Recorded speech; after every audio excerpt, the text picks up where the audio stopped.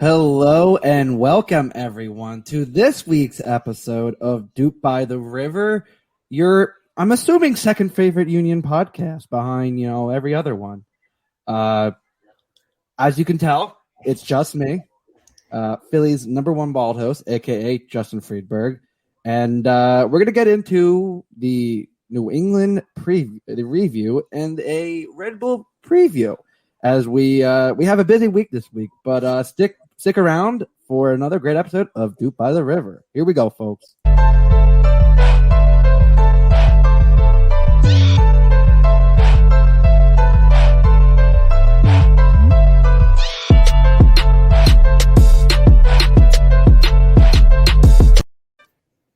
Hello and welcome everyone to another episode of DOOP By the River. I'm your host for the moment, Justin Friedberg. And if the person to my right looks a little different, yes, it's not Johnny or Tim. It's my good buddy Mike Thomas. Mike, thanks for helping me out here. Stuperos.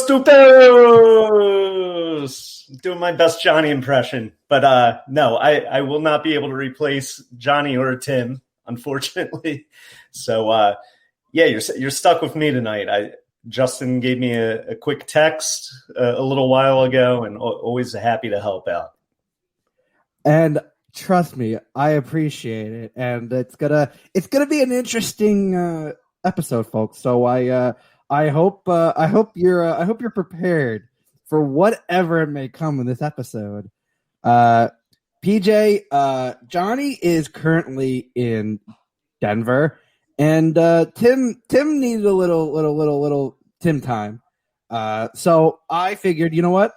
We're still gonna do this. I'm still gonna hop on, and I through my influence in the Union Twitterverse, which is basically me sending texts and messages to everyone I know, and just saying, hey, does anyone want to hop on here? But Mike, and against his better judgment, he landed on me somehow. Yeah. Or he texted 7 other people, and then they all declined. So basically, if it gets a little Ted Westervelde and our tinfoil hats come on, I apologize, everybody. It's gonna be an interesting time. Kata. Mike is not a PSN member, but he is essentially I'd like to say the honorary wild card in Union Twitterverse. If you need a hot take or a long rant about why the Union have either not signed the players they've needed, or just a long-winded conversation about anything, Mike is your guy. I will tell him that is Mike's wheelhouse here. Yeah, I guess I'm Union super fan with way too many thoughts that I need to get out, and Twitter is my ventilation point. So I think Rich Laurie actually has this in his profile. One time I was like, I have all these ideas, and my wife doesn't want to hear any of them. So I got to let them out somewhere, and that's usually on Twitter. So you guys can find me there. Exactly, and it can get real interesting. But all right, so we do a second show this week because whenever there's 2 games, we like to kind of do a review of one game and a preview of another. Well, this time we get our favorite football stadium playing, rich owner having team. The New England Revolution came to town.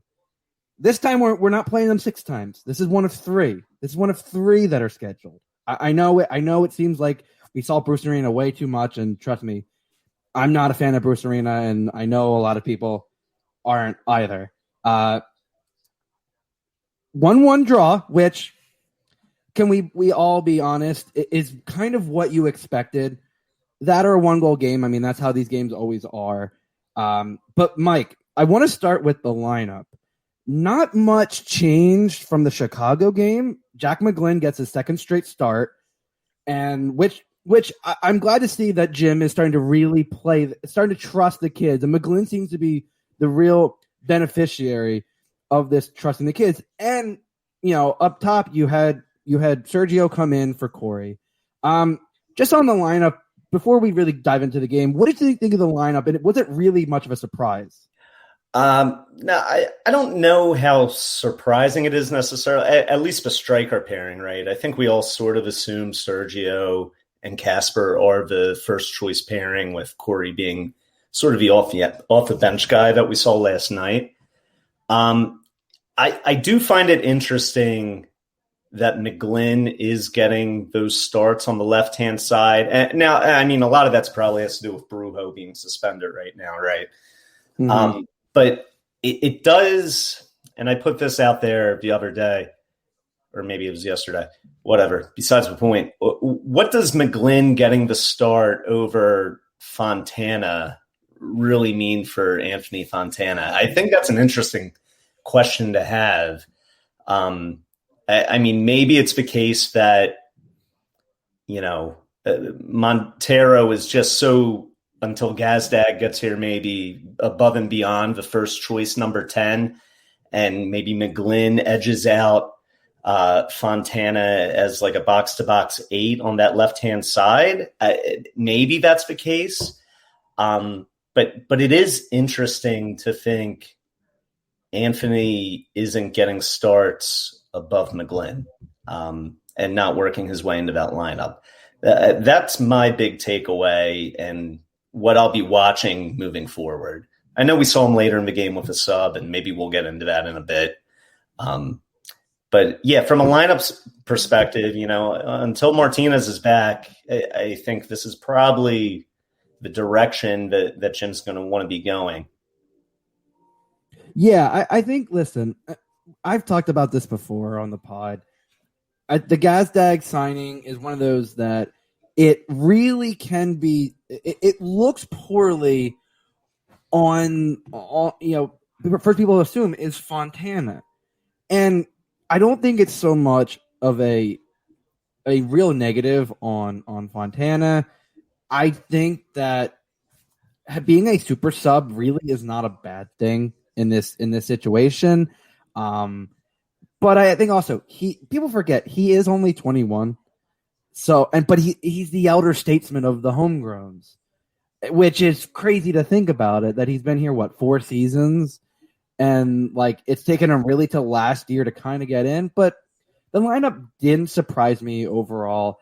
I think given what you were expecting, given you had the game on Saturday against Red Bull, you knew there was going to be a minimal rotation. I think because you wanted to keep a similar lineup to what you had at Chicago, what worked well, and I think overall from the beginning of the game, it looked like a good lineup. Now on the New England side, based on what I could tell in the formation, it looked like a 4-2-3-1. Given that it was just Buxa up top, you had Buchanan on one wing and Taratsin. I was trying to get that Icelandic winger's name correctly, and you have Heel at the 10, and then what it looked like. McNamara and Maciel, I think, was the other holding mid, essentially. I mean, it looked like a 4-2-3-1 to me, Mike. I don't know if that looked different to you from the start of the game. I think I probably saw the same that you saw. I'll be honest. I was much more focused on our guys than the formation New England was in. Whatever formation they were in, it really seemed to push our play to the right-hand side, at least from my perspective. And again, I don't have a refined soccer brain the way some of you guys do, but I noticed a lot of what we were trying to do was all going up through Mbaizo and Bedoya. And I mean, we mentioned Jack McGlynn earlier, and even Wagner last night. I feel like they did not get many touches at all, and when they did, really could not get much forward out of that left wing. Yeah, so we'll kind of transition into the game discussion. But yeah, I think in that first half, you started to see that it looked like that left wing was really shut down, because I think Buchanan did a great job of really pinning Wagner back because Tajon Buchanan is going to be a great player. I can feel it. Like, he's already starting to be a huge contributor for New England. He's already getting caps for the Canadian senior team. Like, he's starting to really push it for them. And I think whenever you have a winger with that kind of capability, it's going to pin Wagner back a bit. So even when they were really trying to push it up, I mean, you had Wagner putting it through to Flock. Flock was trying to get it to McGlynn. But even they were, essentially once they tried to get it up there, it was being cycled right back. And that was the thing. It was being cycled right back. And then you had Sergio, you had Casper dropping deeper, and Sergio essentially making those runs down the right-hand side. And the amount of times that Bizo or Bedoya would just throw that ball. And it worked against Atlanta and CCL. It worked against Chicago. You throw that ball up there, and Sergio's going to run onto it. And you know that because Sergio's not a 90-minute player. So you can get that out of him for 65 minutes or so, I would say, is the usual. Yeah, man. And I mean, maybe a lot of it's a function of Bruce Arena and the Revs in general being so familiar with us and both teams being so familiar with each other, where they just play each other into stalemates. I mean, I honestly, until those last 10 minutes, I mean, that game was a total dud, like excitement wise. Like, there was not much going on. Yeah, I think you had what? You had Buxa forcing Blake into a save. You had Sergio doing a quick, the crossing from Bizo and forcing Turner into a quick reaction save. But really you had both teams making the sub at what? I think it was like the Union made the sub in like 65th minute. And then the Revolution throw on. We did a double sub. Was that the Fontana and Corey sub? And Burke. Yeah. And then you had on the New England side, you had the Teal Bunbury and Gustavo Bo, which was an interesting double sub. And I think I will say this, that Teal Bunbury, to me, is one of the most underrated forwards in the league. I think he's such a utility guy that does not get the respect he does. And he's been a bit of a journeyman. He's had some successful stops in KC, and he's been with the Revolution for a while. But people don't seem to realize that he's a pretty good player, and he scores the first goal. I mean, we saw it that you had, I believe it was DeJuan Jones, cuts it up after a 1-2. He plays it back, and Bunbury kind of, it looked like he was stretching for it. I mean, that goal, he slid basically on top of it. And I think if you look at Andre, he was definitely leaning. I think he wasn't expecting that, and I don't think anyone was. And all of a sudden, 85th minute, I mean, it was. I knew it was always going to be either a 1-goal game or a locked stalemate. And then when you have that 85th minute goal, you go, "Oh no!" Like this is going to be. This might be another home loss. Oh yeah, and you saw it in the stands, right? A bunch of people just started leaving as soon as that goal went in, which is unfortunate because they missed the equalizer, which was pretty exciting. It was pretty close to a mass exodus when they let that goal in. It was very much a 2017 Union vibe of the meet for the exits. Oh, absolutely. I mean, 85th minute, you wouldn't expect differently from the Union faithful. As much as I love our fans, it really doesn't surprise me. But yeah, 88th minute, you have the cross come in, and the ball, it's a free ball. Casper goes up for it, collides with Turner. He gets the ball first, so ref lets it play. And then the ball goes up. The ball's up in the air, and Casper essentially just powers through the defender. New England fails to clear, and Casper, bashes it in for a goal. And as excited as I was, I'm sure, Mike, it crossed your mind as well.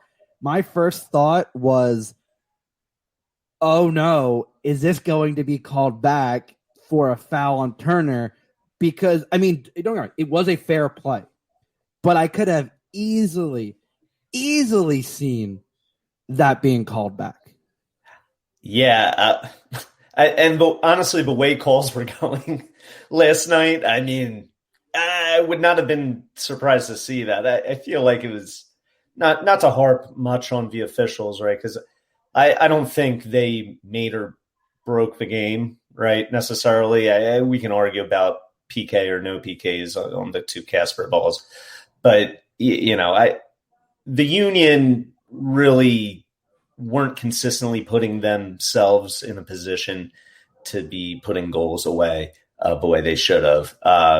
Now, right, should they have had a PK maybe on that second one? I don't know.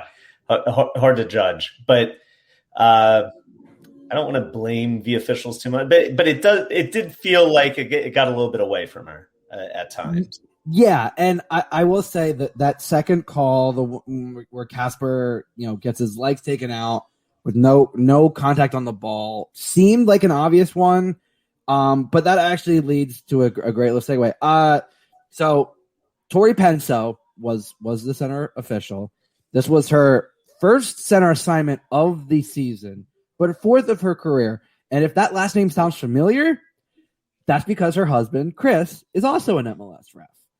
And listen, when Geiger retired, it's basically been a long list of officials now for Union fans to dislike. Nima Sagafi is definitely very, very high on that list. Just quote the Atlanta game where we got 2 red cards. I'm sure that will bring fun memories to everyone. But I thought that Tori, she didn't have her best game as a ref, but I think, and I said this to several people, she was equal for both teams.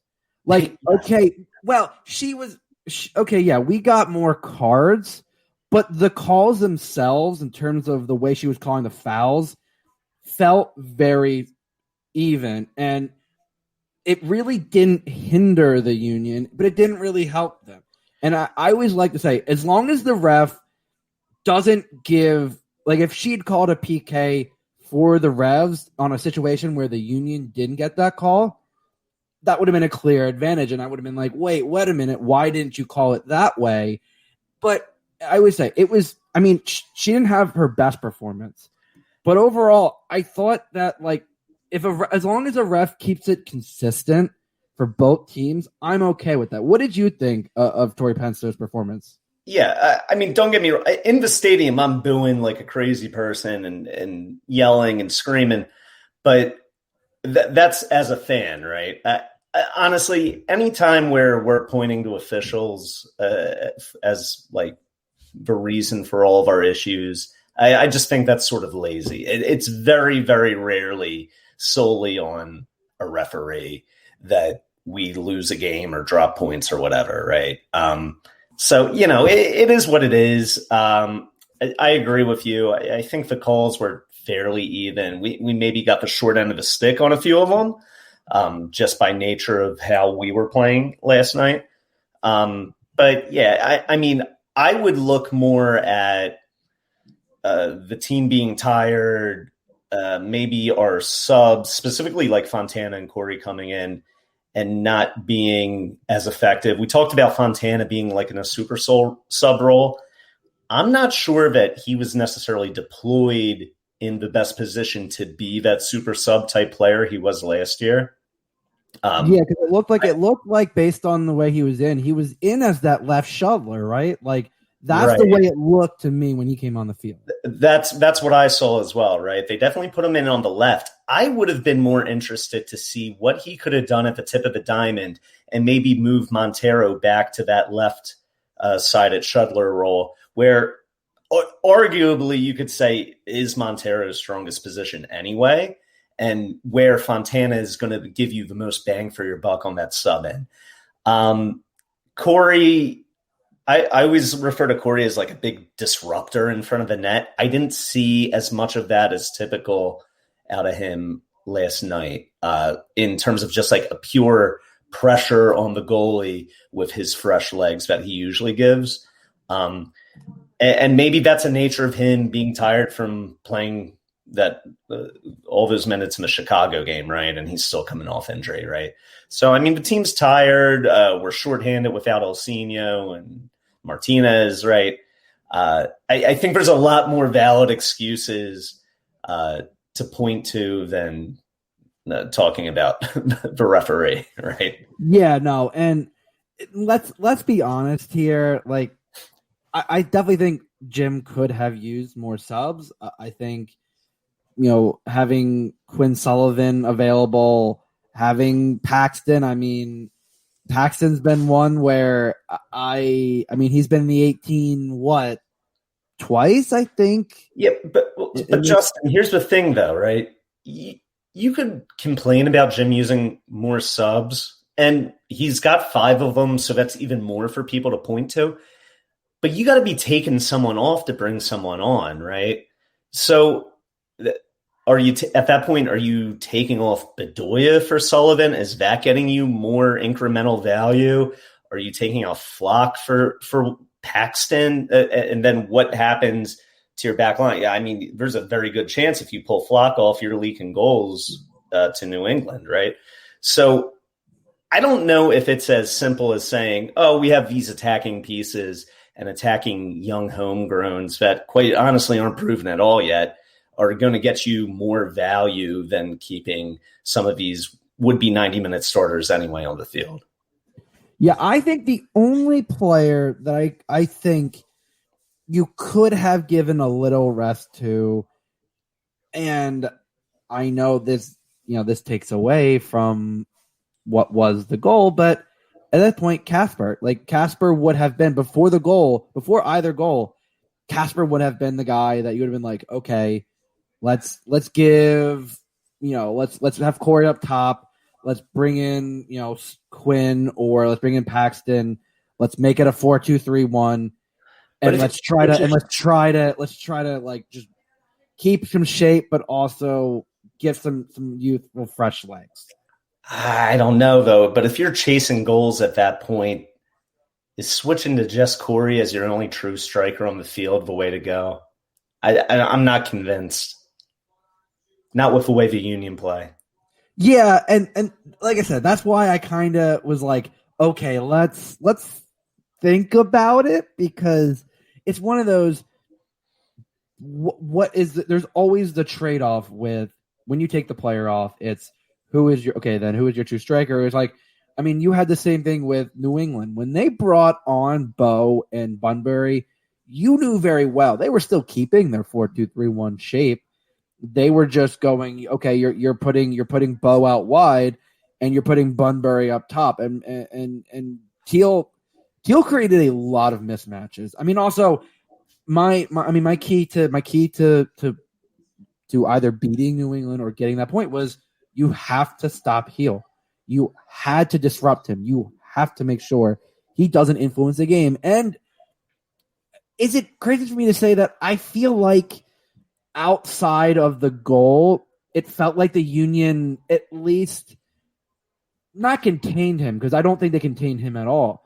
But I feel like they offset a lot of the damage that he could have done by, I think one, by having Flock at the 6, because I think he was a little more tempered and in control as compared to Brujo. But I mean, that was the biggest thing was could you stop Heel? And to me, I would say they did it for the most part. I don't know if you thought differently on that, because Heel's a pretty influential player, and it's obvious when he makes his impact. No, I agree. I think the Union defensively, aside from the goal, had a pretty decent night overall, right? The Revs didn't have many quality chances. I think Bizo may be somewhat of a concern defensively. And honestly, I'm not even entirely sold on him offensively. He has moments of brilliance, don't get me wrong. But there's also moments where he seems to not make the correct pass. I don't know. I'm a big Ray Gaddis fan, full disclosure. I feel like I'm missing that steadiness from Ray. And if I'm remembering correctly, I think Bizo may have been one of the guys beat on that goal from New England. I think that was a combination of kind of that 1-2, and I think Bizo kind of does, and I love Ray. And trust me, don't get me wrong, I was always like, okay, I feel like as reliable as Ray was, we should have someone that contributes more in the offense.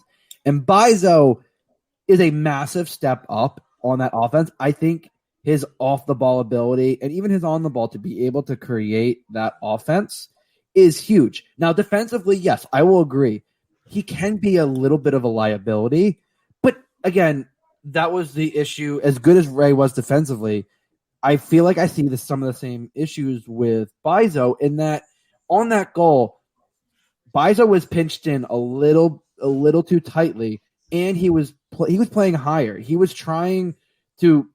I mean, they were playing a bit of a high line, but between him and Wagner, out of the two, outside backs, Bizo definitely was the higher of the two, and I think all you had to do. I mean, it was a 1-2, I believe, between Jones and Heel, and next thing you know, he's in all alone, and he squares that back to Teal Bunbury, who scores.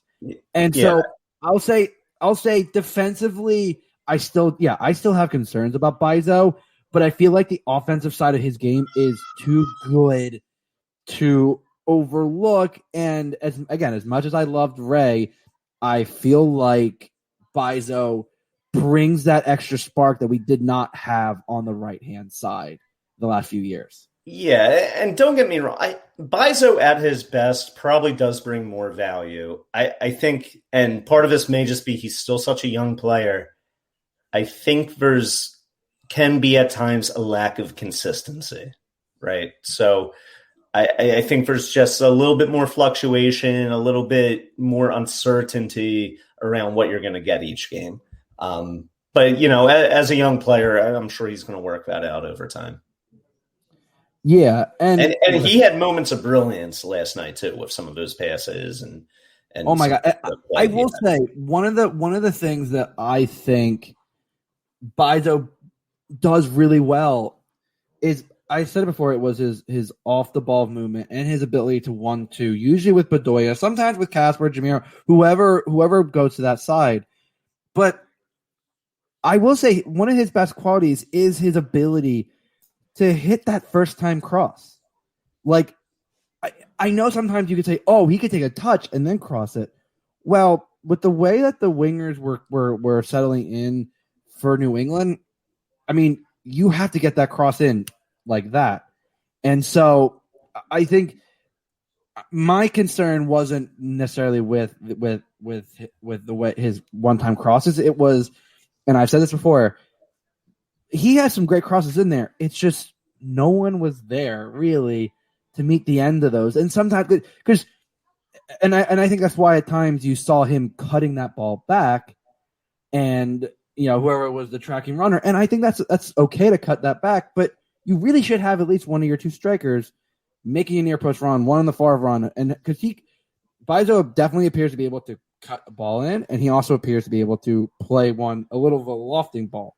So that's my concern, and I hope that against Red Bull that we've seen how they can play, we've seen what we can do against them. I'm curious about how Bizo is going to look in that setup, given what we're going to be really talking about in a team that at this point are pretty two similar styles, if I could say, which is a perfect segue onto the Red Bull preview. So the Pink Cows from North Jersey, New York, however you want to play it, are coming down to the Sub on Saturday, 7:30 game time. Before we have our guests show up, Mike, do we expect much of a lineup change for this game? I mean, I know Brujo's not going to be back, but there are going to be questions as to whether, I mean, obviously it's always who's your starting strikers, and outside of Leon and Bedoya, who makes up your midfield diamond? Yeah, I mean, I think the only potential change we would see would be maybe McGlynn going back out to the bench. And I don't necessarily know who fills in there. Maybe there's the potential for Flack to move back out to the left side, and maybe we can move potentially Elliott up to center defensive mid, and maybe we see Findlay start in the back. I don't know where he is right now in the pecking order, right? He hasn't really seen the field yet. Or I suppose there's the chance we could see one of our other homegrowns and Craig potentially playing at center defensive mid. But that may be a big ask for a young kid. I'm not sure about that. All right. And I'm going to say it. So joining us today is, and I have a little blurb that he sent me, so I'm gonna try to say this all correctly. Co-host of the EPL Boys Pod, Red Bull writer for the MLS Aces Pod, which we had Tom on for the NYCFC preview, Viking Army Empire supporters member, and someone who has unfortunately come on to the Union Happy Hour and taken the abuse. And he seemed to enjoy himself, so I'll let him get the adulation that I'm sure he's going to receive from the DOOP by the River faithful. And I said, I hope I'm pronouncing this correctly. It's Matt Sy from Post and Pints. Matt, thanks for joining us. Hey guys, thank you so much for having me. It's an absolute pleasure, and you got my last name right, so you are in like the top 1 of 1%, because usually when people see my name, they think any other name besides how it's actually pronounced. So, oh, welcome. Hey, yeah, and trust me, I as someone who has a last name that many people mispronounce, that's why I had to confirm with you, because let's be honest, when I asked your last name and I said Sia, like the artist, I'm like, I was like, huh, interesting. That's how everyone usually goes with it. It's funny enough. So I play a little soccer myself as well, and I actually one day we were just playing against random guys who were on the same field as us, and they happened to be Italian. My father is also Italian, but just as far away from Italian as possible, like lost way along the, people coming over to the United States and whatnot. And he looked at, and I told him my last name. He goes, "No, you're saying it wrong." And I was like, "What do you mean I'm saying my last name wrong?" They're like, "No, it's Chia." And I was like, wait, have I been saying my last name wrong this like entire time? I've gone almost 30 years of living on this earth, and I've been saying my last name wrong. It was a little bit of a shell shocker, but I stuck with it. My wife took the name, so she, same thing as well. She always gets asked because she's a teacher. She's just like, "How do you pronounce your last name?" She's like, "I'm just Mrs. CIA. Just leave it as Mrs. CIA." With Chia, did you ask him if like the Chia pet, like pouring water on your head and you're supposed to grow? Oh, I'm telling you right now, because back in, I think, middle school, my hair grows out really curly. So I had the fro for a few years. That was my nickname through like middle school, junior high. So I got sick and tired of it. So one day I just shaved my head and I was like, "You can't make this joke now." But all right. So Matt, before we get into a little bit of about how Red Bull are playing and some of their standout stars, I'm going to booze in the chat from PJ. From PJ, respect to the Metro Stars stuff, though. I will say that I am a big I was a big fan of the Metro Stars logo back in the day, but bringing it a little more current these days, Matt. Red Bulls this year appear to be playing pretty well. I mean, you've started to really get into it. You have wins, in the last few games. You're starting to really look well. Outside of Caden Clark, because everyone knows who Caden Clark is, and everyone knows the rumors that he's probably going to Leipzig next year. Who really, to you, has been standing out on this team, and who is a bit of a shock that many people might not know in terms of really producing so far early in the season? I mean, right off the bat, yeah, Caden Clark. I mean, everything about this kid is fantastic. Everything about Caden Clark, like from the second he stepped on the pitch last year, and especially last year with how the season was going, everything, Chris Armas losing his job, the entire up and down of the season. I mean, the Red Bull were in a dark place last year, a very dark place. And there was a little bit of that hesitation of not making the playoffs for the first time in a decade. That is something that a lot of people still forget. And they always remember right as the playoffs start, they're like, oh, the Red Bull have made it 11 straight years. And even Red Bull fans sometimes have to turn around and go, oh yeah, we have been in the playoffs 11 straight years. That's pretty nice. So, no, but that kid was a huge, huge reason why we got over the line last year. But getting into this season, with the new coach, the new head of sport, everything going on with the Red Bull this year, the Red Bull have brought in 11 new players to this team this year. Now, as a Red Bull fan, I don't know what that is, because the Red Bull don't sign people. The Red Bull are linked with a bunch of people, but they never sign anyone. So this year, the fact that we were linked to someone on a Tuesday and then they signed on Friday was scary to us, because usually we go 2 months linked with someone, and then 2 days before the season starts, okay, we sign them, and that's the one guy we get. So it's been absolutely massive.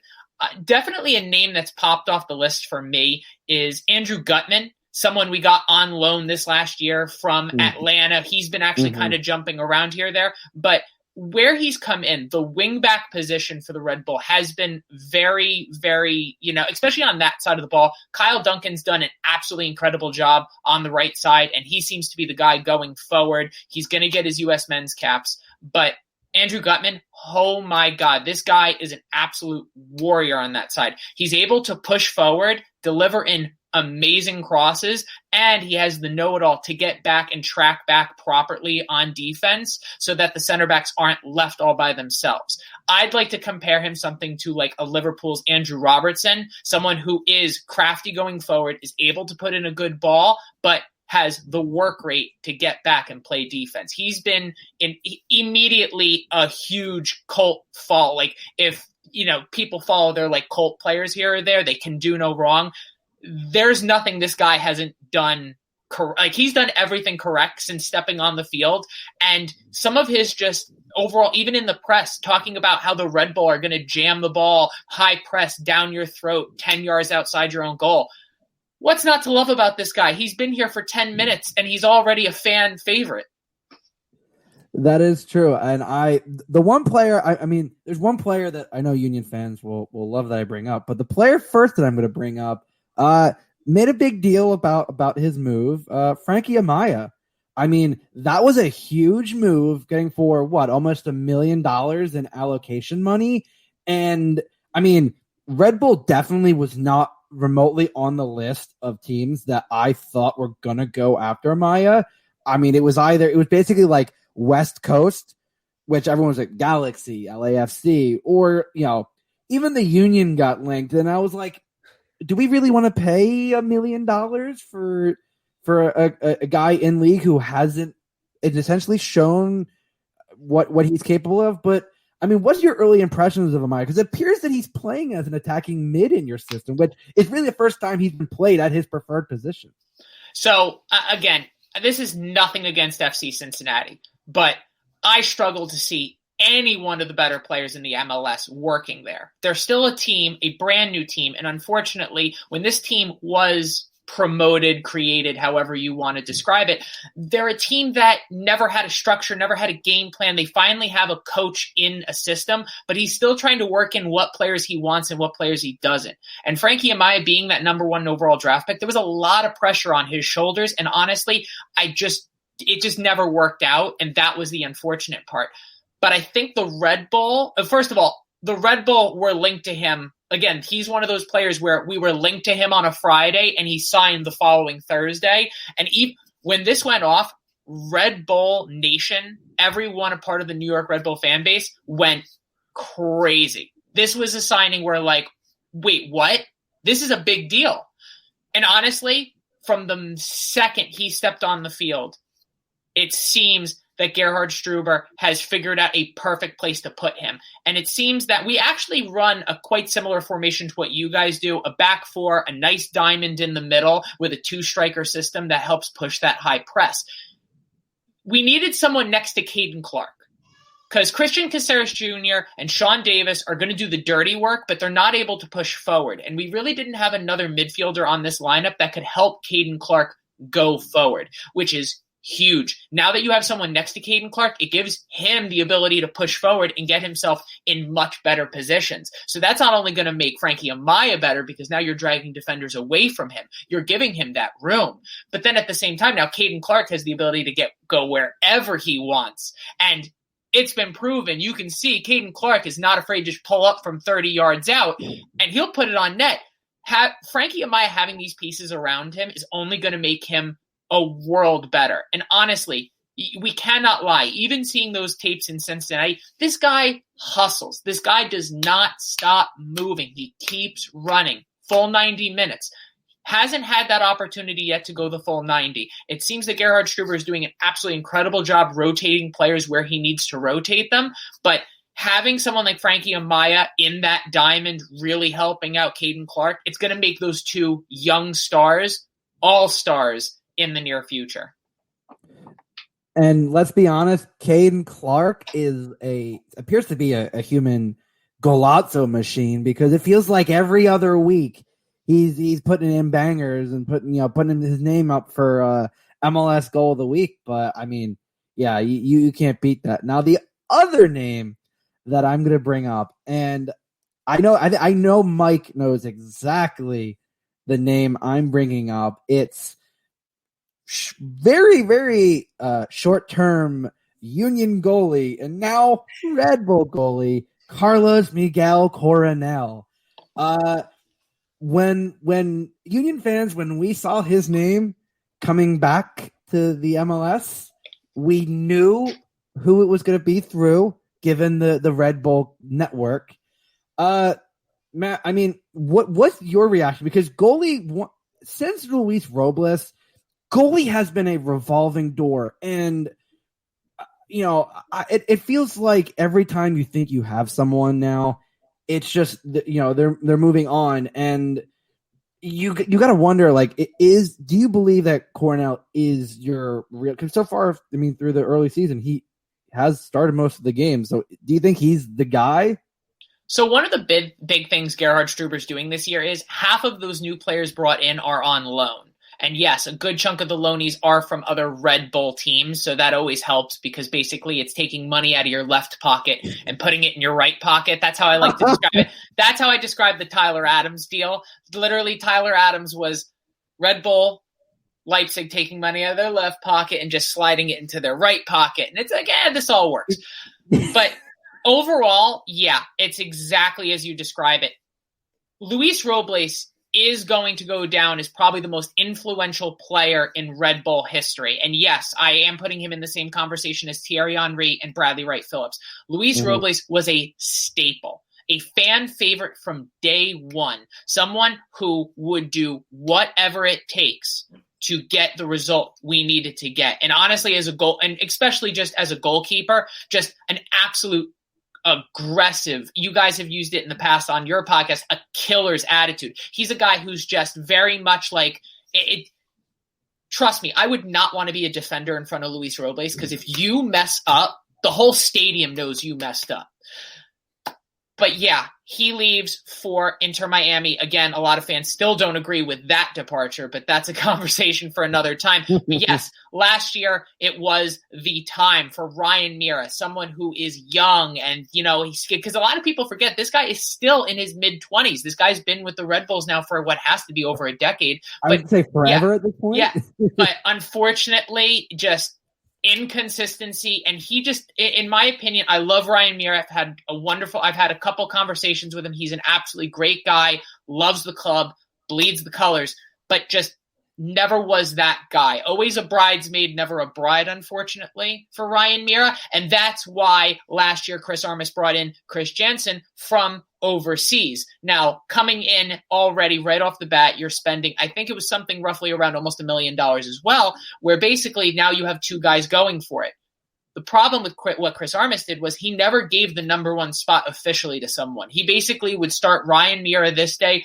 Chris Jensen would get 2 games. Ryan Meara would get another start. And the problem is there was an inconsistency. So now you have an inconsistency in the back line because they don't know who they're trusting as their goalkeeper, depending on who they're playing. Last year, that was one of the biggest downfalls for the Red Bull, is that inconsistency in net. So the fact that Gerhard Struber's coming in, the 11 new guys on the roster, and one of them is a goalie, you knew he was going with this guy from day one. It was already right off the bat, the way he was talking about it, this guy is going to start. And honestly, I had the opportunity to go to a behind doors friendly where they played against DC about a week before the season started. This guy right off the bat, it's a huge positive that the first thing you do when you come to a new club is walk over to the what few supporters were allowed in the stadium and basically salute and clap them because we're already, okay, this guy sees us. That's a huge respect thing. And then he made 3 back-to-back-to-back saves, 3 separate back-to-back-to-back saves. And okay, my hands were up. I looked at my one buddy. I was like, that's the guy.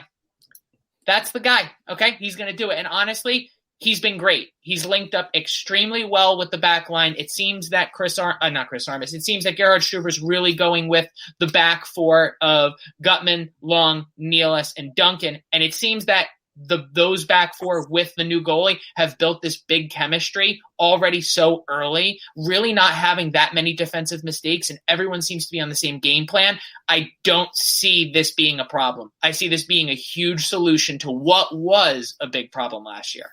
Yeah, and there's no concern about, taking up an international spot on a player like this. I know you guys have the history with Frank Roast, the way we have the history with Rice and Boley, right? So I know Union fans were a little gun-shy, actually, when he was on our roster taking up that spot. Not to say he's definitely a serviceable MLS keeper. I think we would all agree with that, Justin. He just got stuck behind Andre Blake when he was here. So I mean, is there any trepidation around just MLS roster crazy nonsense, or not really? Just you needed that steady piece. And honestly, that's what it was. With the new coach coming in, and I think when you're a new coach, especially someone who's coached in the championship in England, and then you have to come over here and learn all these new roster rules, there's probably things on the plane over that he was reading why is that a rule? Are you serious? What is this? The 1940s in England when we're trying to get into the championship? What is this? But yeah, I think this was one of those things where this year, more than anything, Gerhard is just laying down the foundation. He's laying down who he wants to build this team on, because this is a guy who he's already talked about being here for a very, very, very long time. So as a fan base, we're not just a stepping stone to this guy. We're the destination. I mean, honestly, when Jesse Marsch was here, we knew.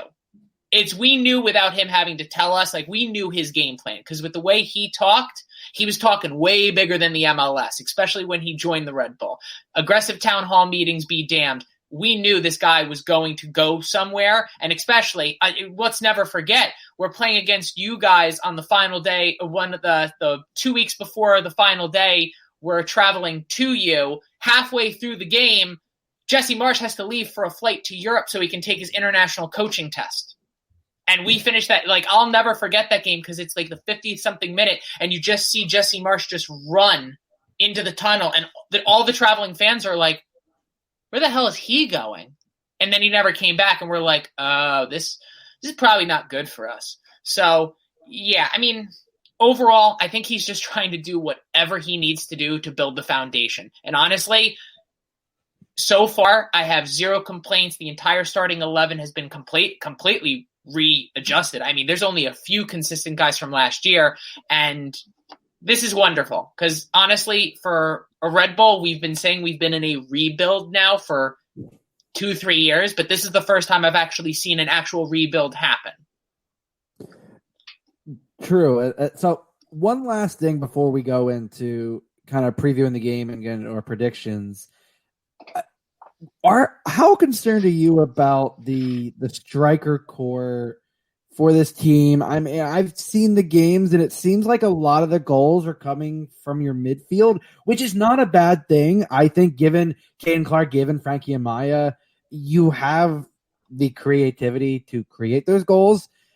And the service appears to be there from Duncan and Gutman. Like the service is clearly there. I've watched a lot of the highlights, and there is not a lack of crosses coming in, but it doesn't feel like there's a lot of production. And I know we talked about, with goaltenders when Luis Robles left. Well, ever since Bradley Wright Phillips left, it feels like there is a giant 99 hole in that striker core that has tried to be replicated, but just doesn't feel like it's been filled. How worried are you about what appears to be a lack of goals from your forward position? And that's 100% right. Last year was basically the rotating pendulum of, do you want Tom Barlow to not score goals today, or do you want Brian White to not score goals today? Because that's what you got as a Red Bull fan. It's unfortunate. And honestly, I love Tom Barlow. Great guy. Brian White is, again, I think just a little bit more of the inconsistent one. I think with Tom Barlow, you're just going to get a guy who's going to run around like he has a chicken without its head. Basically, he's just going to run around and try to cause hell. And I just feel like Brian White is someone who puts in the work, but I feel like gets discouraged very easily. Like if it's not coming to him early in the game, I feel like he puts his head down a little too quickly. And when you're a striker, you can't be like that. You have to have your head up, because whether you're making an impact in the first minute or the 90th plus 2 minute, like you need to be there full energy, ready to finish when you have the opportunity. And exactly it. Who wants to follow Joe Rogan on a stand-up special? Who wants to be the guy to go on after Joe Rogan? No one wants to be the guy to go after Joe Rogan. So when Bradley Wright Phillips left, and again, similar situation with Luis Robles, I'm not getting into it. Basically, they let Bradley Wright Phillips go without signing any permanent solution. And that was always going to be the Red Bulls' big problem is I'll bring it up right. I'm a huge Manchester United fan as well. I'll bring it right up to Cristiano Ronaldo. You let Cristiano Ronaldo go to Real Madrid and you sign Antonio Valencia. Yeah, that's good. That's just good. That problem's just going to solve itself. Yeah, we're good.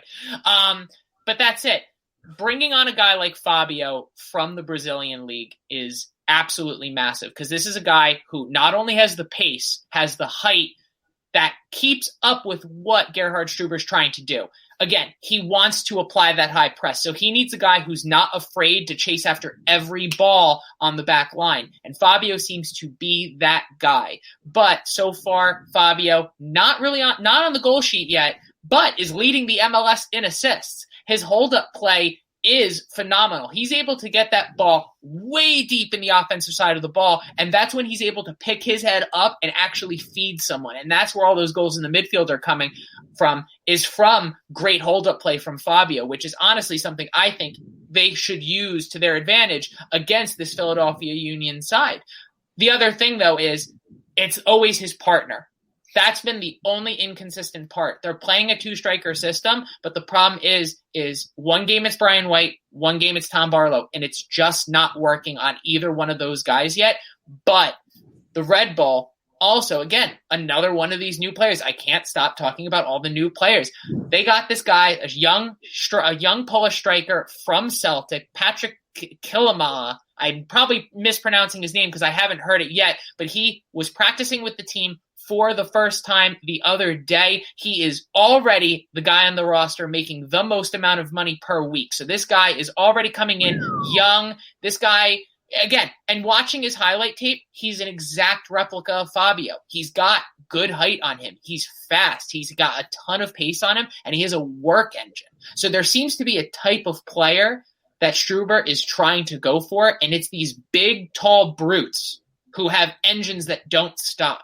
And honestly, if we can get a good pairing next to Fabio has clearly shown that he's able to distribute the ball very well at that number 9 position. If you're able to put someone next to him, a guy who really just wants to finish, guy who wants to just put his laces behind the ball and just kill it, it seems to be this Patrick guy. And I'm telling you right now, I don't know if he's going to get playing time, being the fact that he just landed only a few days ago and practiced for the first time.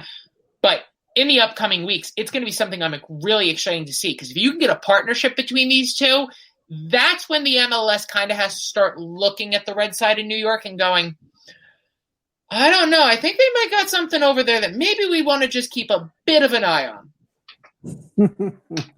And that perfectly leads into preview. Obviously, Red Bull is coming down 95 and coming down to the Sub.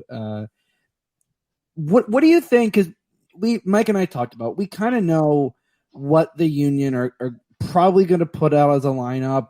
I mean, the striker pairing is usually a Casper and Sergio, Casper and Corey. Like, there doesn't much change there. Usually it's, okay, who's rotating in the midfield. What do you see any real lineup changes for this game? And what do you think? Because we all know that the last few years, and it the Union have had the Red Bull's numbers, and it was the flip side for a few years before that. Like, it seems to be flipping, back and forth.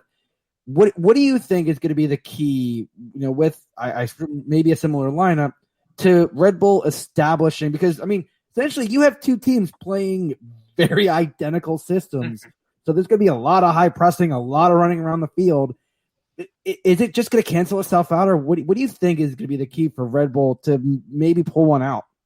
So, I mean, right off the bat, it's 100% like what you said. I mean, these are two teams with basically the same formation, with basically the same game plan. They're both going to high press each other. They're both going to really try to make the other one make the mistake. So it's really going to come down to who has to alter their game plan first. Who is the one who's like, my system's not working, I got to try something different. And sometimes that'll work for you, sometimes that won't. Sometimes that'll backfire against you. This year, a team that matched up to us very similarly was the LA Galaxy. And what was a little bit confusing with us was that was the only game this year Struber came out with a back 5. He came out with a back 5, didn't have Kyle Duncan playing. Really, it was just an unorthodox style from what we've had for the other 3 games this year, and we looked horrible. We looked absolutely horrible.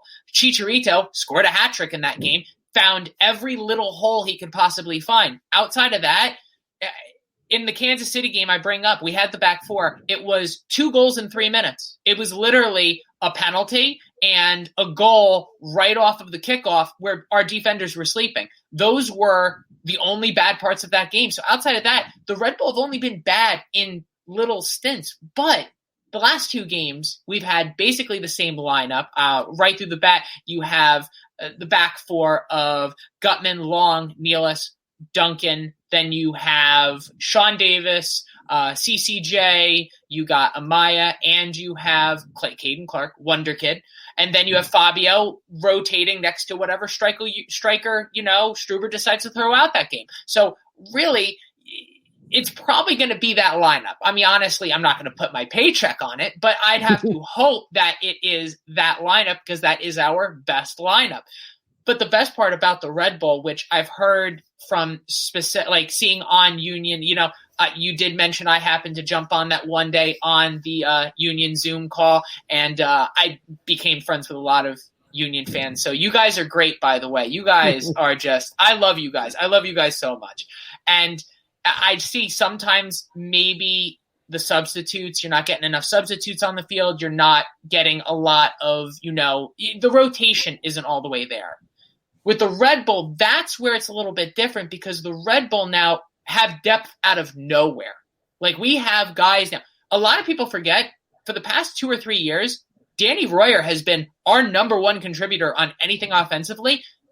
I haven't mentioned him once in our starting lineup because the guy doesn't start anymore. Struber realizes he can't get more than 30, 45 minutes out of Danny Royer, but you know what? He uses that to his advantage. He brings him on in the 50th minute, the 55th minute. And then this guy just runs around and causes hell, and he's one of our best offensive players. He's a huge X factor. We have Cameron Harper, another young U.S. men's national team player we picked up from Celtic this offseason. This guy is going to be something special. There's a lot of positive coming off of the bench, and I think that's what will give the Red Bull a little bit of an X factor going into this game. But these are two teams that respect each other a lot.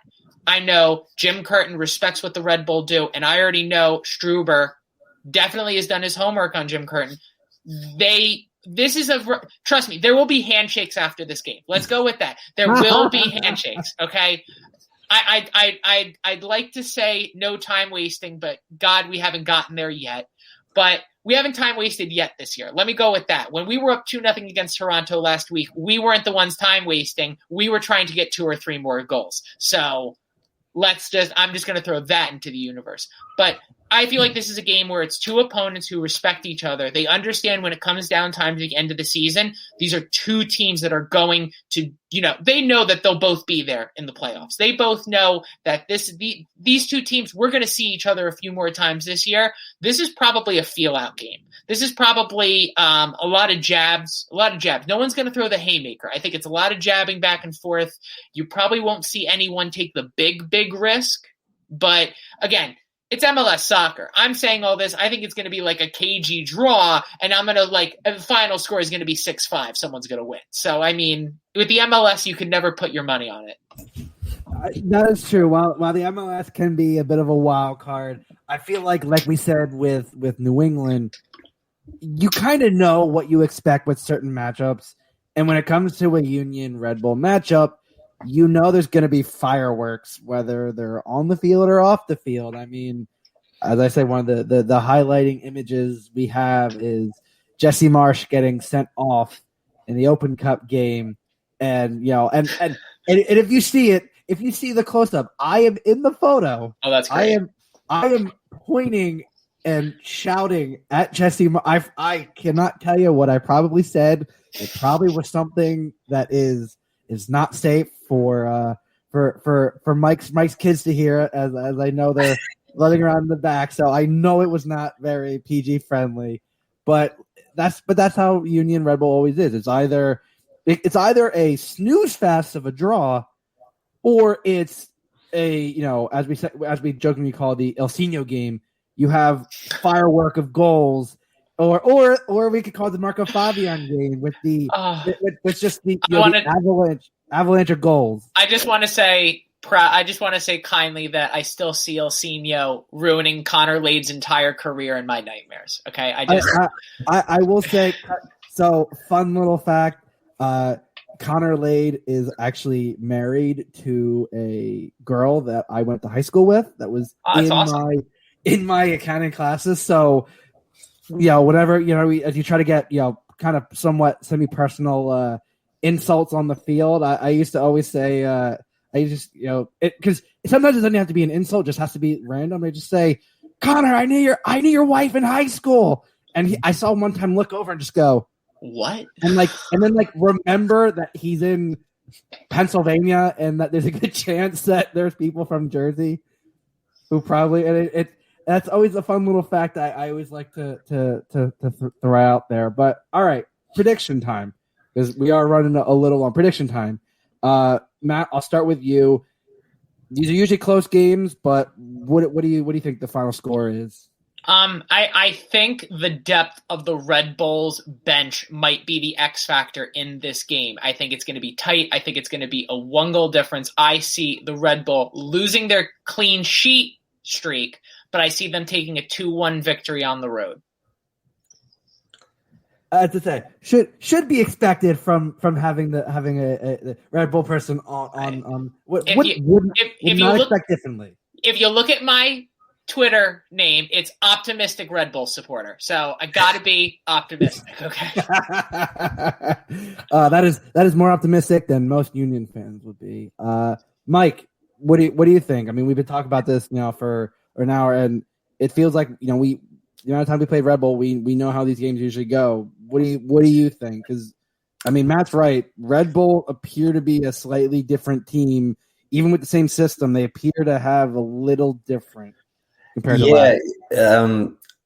You know, I think Red Bull looked really good this year, to be honest. And I'm a little bit down on the Union at the moment. I'm going to wave that Negadelphia flag a little bit. You know, between the Martinez suspension, which I think is going to continue to hurt us, between all the games, we're coming off midweek. You know, they're tired, they're injured. The depth isn't there right now. We got to figure out rotation in the midfield. But I won't go full negative. I think we're probably looking at another tie. Maybe some more goals, though, given the two high presses. Maybe some open field counterattack goals from both teams. So I'll go 2-2. Yeah, you know what? I've been outside of the. I think I was right on the Revolution. Actually, no, I was wrong on the Revolution. The only game I've been right was Chicago, because it's Chicago, and Chicago is as I'll pull up from AK Gaming. Fire are crap. Well, let's be honest. They are. That's breaking news, by the way. That's breaking news. Yeah, breaking news to anyone who has not watched the MLS since like 2018. Let's be honest. But you know, I agree with Mike. I definitely think I don't necessarily be Negadelphia, but I always try to be semi-realistic. And the way that, given the midweek, given that they're coming off of a massive congestion of games, and I did say that I felt like things would start to kind of turn around once they got through the CCL congestion. And now that you don't have you have the CCL semis in August, you have plenty of time to focus. And once this game on Saturday happens, you then have just over a week before your game at DC, and then you have Portland, and then you have a 2-week break. So I feel like this game might not be the game to rotate. I think that'll probably be next game. I think you're going to have a similar lineup. But like Mike said, I think it's going to be a little more high scoring. I'm going to go with the same scoreline as Mike, 2-2. I just think that both teams, whenever you have a high press, I mean, we've seen it, that, you know, I mean, and the big difference I think between this year and most years with the Red Bull is in Red Bull pass, that high press would work great in the first half, and then around the 55th and 60th minute, you could see the rails coming, the wheels coming off. It just felt like they were losing steam, and then that's when the Union seemed to pounce. This year, it doesn't feel like the Red Bulls are really losing that steam, and at the same time, the Union look good, but I don't know if they're going to take as much advantage as they have in years past. So I really think it's going to be a draw, but I think it's going to be a high scoring draw because, I mean, you look at both teams right now. I mean, the Union have, you know, a -1 goal differential, giving up 5 and scoring 4. Not exactly, you know, barn burning, you know, defensive stats, but then you have Red Bull scoring 7 and giving up 5. So both teams have given up the same amount of goals. So really, I think it's going to be a similar game and I mean, both teams have pretty decent defenses. So I think this might be more high scoring than most Union Red Bull games are. But I definitely think 2-2, and I think we just both kind of, you know, it's going to be a knockout, drag out, ugly fight. Both teams lick their wounds and they focus on next week. But Matt, before we have you off, anything you'd like to plug? Anything you'd like to promote? I mean, you said it in the intro, so I greatly appreciate it. Yes, I am a part of a trio for what is the EPL Boys podcast. So it's 2 Liverpool fans and myself, a Manchester United fan, breaking down all of the latest in English Premier League banter.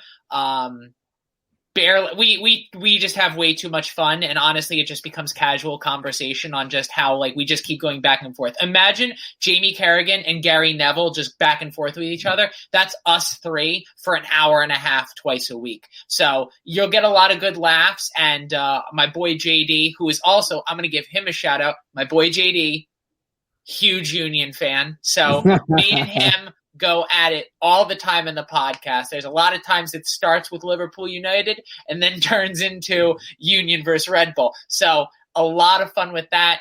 as well, you said I have recently this season have become a contributor for the MLS Aces podcast on their blog page. I write exclusively New York Red Bull, U.S. Men's National, and U.S. Women's National stuff. I'm looking to do more USL stuff. So all about the baby bowls, baby. USL, let's go. I can see it now. Let's get it done. And then, that's really it. Guys, I can't thank you enough for having me on. I wish you guys the best of luck over the weekend. By best of luck, I mean, I hope you guys look really good losing to the Red Bull this weekend.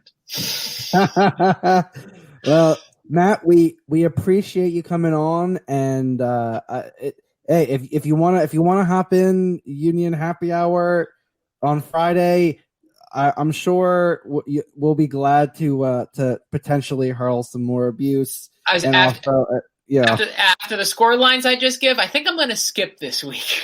But Matt, like I said, I do appreciate you coming on. Mike, I appreciate you helping me out here with Johnny in Colorado and Tim out. It was me scrambling to find some real help, but I do appreciate you coming on to help me out here. No, it was a blast. I'd be listening anyway, so why not? Instead of talking to myself as I listen to the podcast, now I can chime in on my own and tell you why you're wrong, Justin.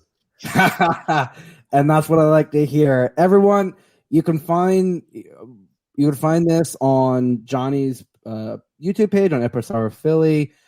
This will also be everywhere you can stream podcasts: Apple, Spotify, Google Play, wherever you listen. It'll be on the PSN radio feed, and it'll be on the DOOP By the River account.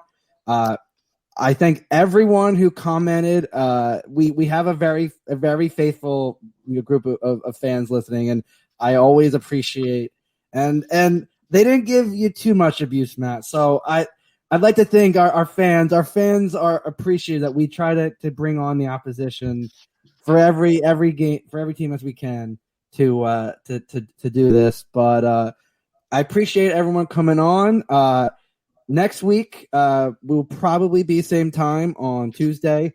But for myself, for Mike, and for Matt, this has been Doop by the River. Doop on, everyone, and we'll catch you next time.